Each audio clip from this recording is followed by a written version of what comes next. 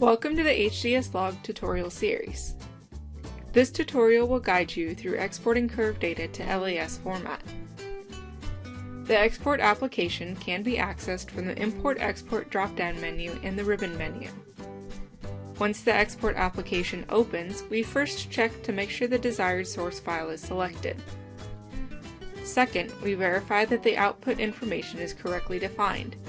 This section is usually populated automatically using information from the database file.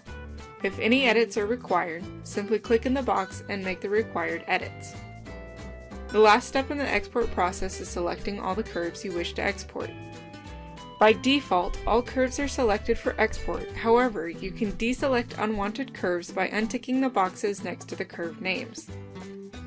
To finish the export process, hit the process button and the resulting LAS file will be saved in the destination file path specified in step 2.